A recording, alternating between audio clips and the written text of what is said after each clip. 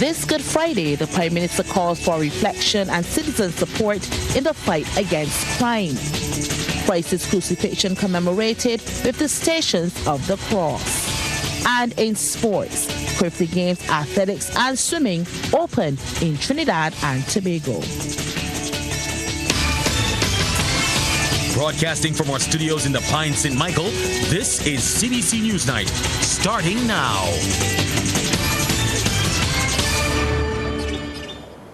Good evening, the Good Friday edition of Newsnight. I'm Anne-Marie Burke. As Christians commemorate the crucifixion of Jesus Christ this Good Friday, Prime Minister May Amor Motley, in a message to mark the occasion, says Barbados stands at solemn crossroads. She says the country is grieving the loss of too many of its sons and daughters, and she wants citizens on board in rejecting the violence. The sentiments are conveyed in a Good Friday message to the nation. According to the Prime Minister, the peace citizens have cherished as a people is being shattered far too often by news of crime, violence and murder. Ms. Motley says the tragedies are piercing the very soul of the nation.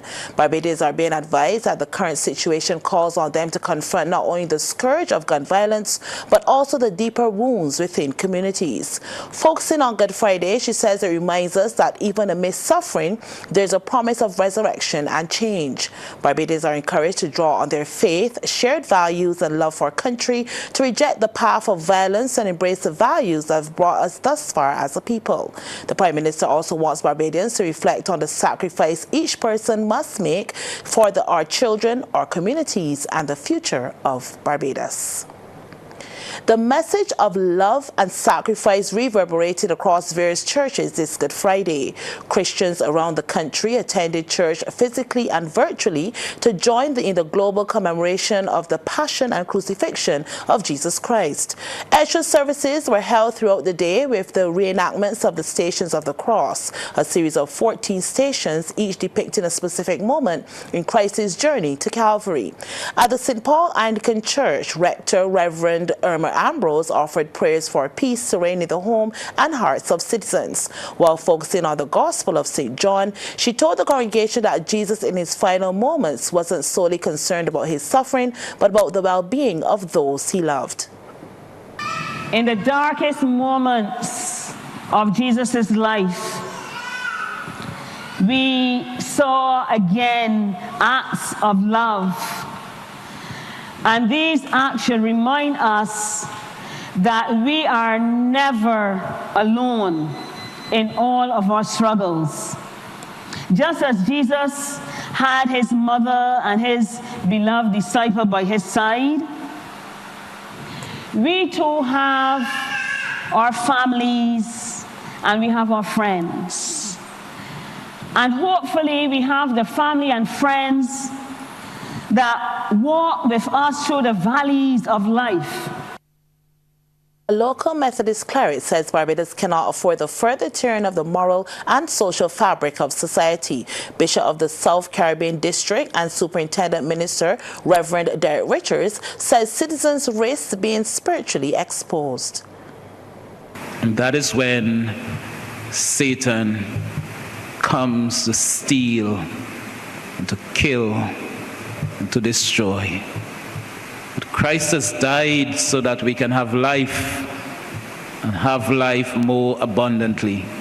Brothers and sisters, let us remember that we live in community and our actions have consequences, not just for us, but for others. And members of Zion's Apostolic Spiritual Baptist Temple carried out their annual procession of the 14 Stations of the Cross.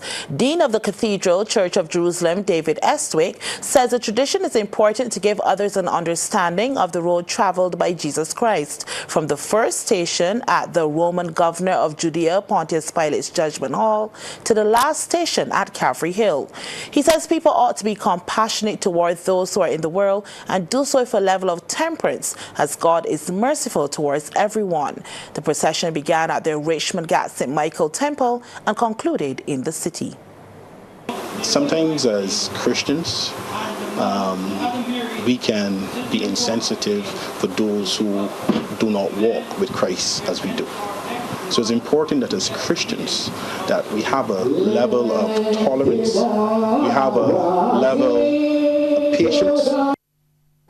This Good Friday, the kite flying tradition continued, while more people seem to be bucking the trend of staying away from the beach. Rachel Agard has that story. Tourists enjoying catamaran cruises, locals having dips in the sea, kites taken to the skies. Those were some of the sights across the island this Good Friday. Abiana Fenty says she and her family usually attend church for the occasion, but this year they decided to try something new. They took the opportunity to visit Pebbles Beach, and Fenty says the weather was perfect for the outdoor activity. I don't believe in superstition, anything like that. We only here because of the grace of God. But yeah, I go to the beach, have a great time. The water's lovely, the sun is out. I am happy. I'm glad I came. Another beachgoer who gave his name as Bradley says he enjoyed the beach as there was not a big crowd. A lot of people just do it because their parents may have told them coming up, don't go to the beach on Good Friday and things like that, but that was not really a stipulation in my household, so I never really came along feeling pressured about it. Meanwhile, at the National Botanical Gardens, there were those who opted to take advantage of the breezy conditions to fly their kites in true Good Friday fashion. Raymond Hope says flying kites on the holiday is a tradition for him. He is of the view that kite flying is not a dying art, as some may suggest, since many people visit the gardens to engage in the activity.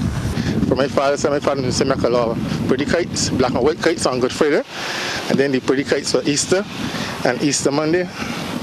So I here flying a kite that I made for a buddy of mine, just testing out with it. Yeah, that's my motto to the youngsters. Fly a kite, sun hot, and go home, you're tired, you ain't gonna take for no trouble on that. So I always tell my nephew so, I just try to make some kites for them. I just fly the kite and just go home and relax yourself. One man who opted to speak off camera says kite flying is a tradition he engages in with his young daughter to show her some of the island's Easter activities. Contrary to Hope, he believes the tradition is slowly dying. I find that people, as more and more complaining happening, it kind of like running and shifting people away from it. So it ain't as prominent as it used to be before, but it's still out there, man.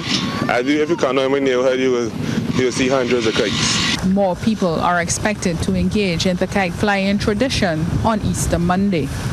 Rachel Agard, CBC News. Now coming up, everything is in place for the We Gathering St. Joseph Marquee event. Now, all eyes will focus on Bathsheba tomorrow for the We Gathering St. Joseph Marquee event, Bathsheba by Night. The tents are up, the stage is set and rehearsals underway. Our roving freelancer Joanne Lowe caught Betty B in full rehearsal mode for the show, which promises to be grand. She's one of the star-studded lineup of headliners expected to perform. Others are 2 Mile Hill, Natalie, Lorenzo, Biggie Irie, TC, Edwin and Red Plastic Bag. Kellyanne Knight of the St. Joseph Parish Organizing Committee says things have gone very well so far for St. Joseph and the vibes are unmatched. Now we're asking persons to fasten their seatbelts because this weekend St. Joseph is on fire. Tomorrow, Saturday, is the big one. St. Joseph Adventure and Bathsheba Big People Party. We kick off at 7:30 a.m. with a family fun ride and walk winding through our scenic parish. We're asking you to bring your crew, bring your spirit, and let's go. You can grab breakfast from the legendary chef Gregory Austin and hop on tour of the parish with Tour Barbados for just $80. The event starts at 6 p.m. However, there's activity throughout the day at Hillcrest. Officials at Supreme Council for Personal Development are reshaping, retooling and reorganizing their program offering for Project Rescue. According to Chief Executive Officer Sean Clark, this is a project geared towards secondary schools, and facilitators are being properly equipped to become 2025 compliant in dealing with challenges facing the nation's youth.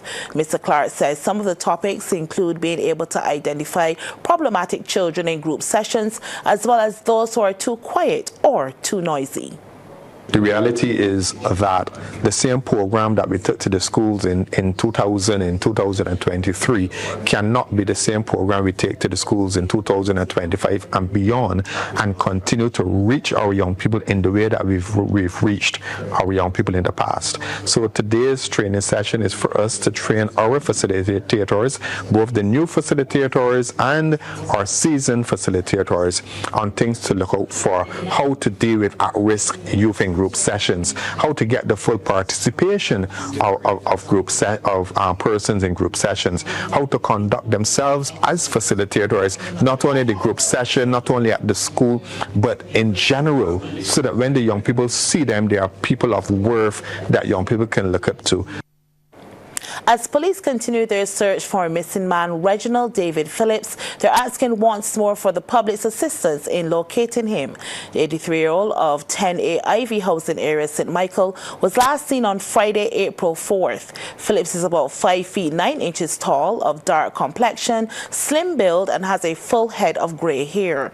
He's hypertensive and suffers from dementia. He also answers to the name David. Anyone knowing the whereabouts of Reginald David Phillips is asked to contact the District A Police Station at 430-7242 or 430-7246, Police Emergency at 211, Crime Stoppers at 1-800-TIPS, that's 1-800-8477, or any police station. Sports Night is brought to you by Power Inn, Pause is Power, and by Dasani.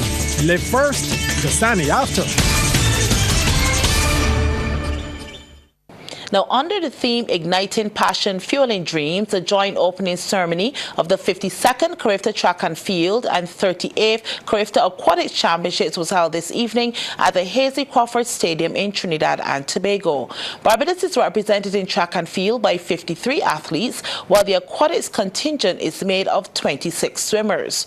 In the parade of teams, they were led through the stadium by flag bearers, sprint hurdler Alika Harewood and distance runner Finn Armstrong for athletics, along with swimmers Isabella Mears and Theodore Narain.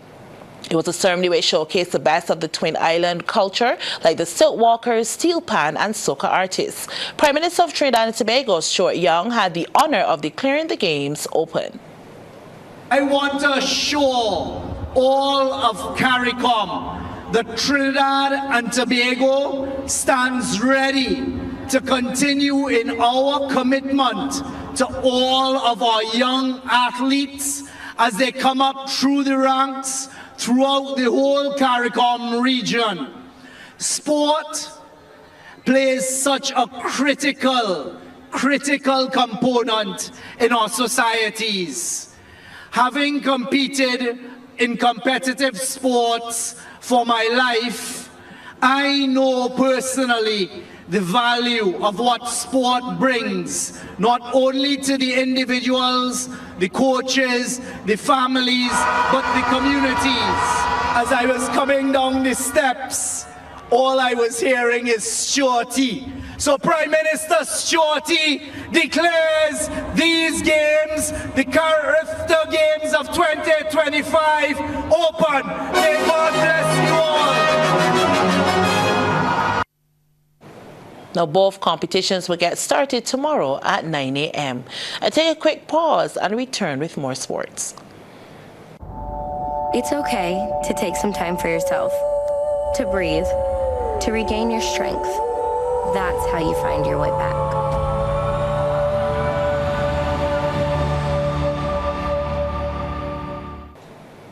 History was made recently as Barbadian Matthew Arundel, the Caribbean's top beach wrestler, earned a bronze medal in the 90-plus kg division at the Senior Pan American Beach Wrestling Championships held in Mexico, becoming the first Barbadian to get a podium finish at the Senior Pan Am level in beach wrestling. Barbados was also represented in Mexico at the Under-23 Pan American Wrestling Championships, and despite not getting medals, did earn 2 qualification slots in the 225 kg freestyle and 230 kg weight divisions for the Junior Pan Am Games to be held in Paraguay in August. That 7-member delegation will travel to Paraguay later this month for a 9-day training camp in preparation for the Games. Well, Barbados' top chess players, international master Orlando Husbands and women's fight master Hannah Wilson, have created history by becoming the first players from the English-speaking Caribbean to qualify for the World Cup in its new format. They did so yesterday by winning the Sub-Zone 2.33 Open and Women's Chess Championship 2025 in Trinidad and Tobago. The top-ranked Husbands won the Open division after playing unbeaten to finish on 7.5 points out of a possible 9 with 6 wins and 3 draws, needing to avoid defeat in his final round against Jamaican fight master Joshua Christie to claim the title. Husbands earned a crucial draw with the black pieces. Meanwhile, in the women's division, Barbados produced a brilliant performance to claim the top 2 positions, with Shannon Reefer Bell placing second behind Wilson. Wilson, a full point ahead going into the final round, played a superb game with the white pieces to defeat fellow women's fight master Polina Carolina of the Bahamas to end on 8 points from her 9 matches, with her only loss being to Reefer Bell in round 6. Reefer Bell was also in a good position to win the tournament until she lost to Carolina in the penultimate round. She, however, earned her silver medal as a title of Women's Fight Master. The Chess World Cup is scheduled to be held in New Delhi, India from October 31st. Defending champions Tamana United of Trinidad and Tobago got off to a winning start in the West Indies Women's Windball Festival T6 tournament, which is being contested at Blenheim. Tamana defeated Barbados veterans in the tournament opener by 66 runs. CBC's Damien Best was there. Tamana of Trinidad and Tobago, the defending champions, up against the Barbados veteran squad in the opening fixture. Tamana winning the toss and batting. Their openers, Maria Lafourcade and Anna Sitoram, stamped their authority from the opening over. Sitoram pulling well over square leg for 6. It was a sugar factory on a Good Friday. Short wayward this time to Lafourcade, and she collects another maximum. The UK-based Kristen Smith, the Lafourcade, in the slot, and look at the intent. Down on one knee, drops inside at 4. These two put on a 50-run partnership in no time. The tennis ball under threat. Alicia Smith now from the northern end. A head-high full toss, no ball and 4. 2 deliveries later, short and smacked over front leg for a half dozen. Lafourcade racing to 44, the third 6 of the over, 57 without loss after 4. Sitoram watching on, finally getting a chance to free her arms. Somebody says, bring some more balls, please. The umpire is getting lots of exercise in this innings. Sitoram putting the neighbours on notice, goes to 36. Lafourcade will register a well-deserved half-century. Maria Soukdale, way too short, 100 on the board for Tamana as well. Fast forward, Barbados veterans would finally get the breakthrough, with Lafourcade trying to sneak a quick single, run out for 60. The damage has already been done.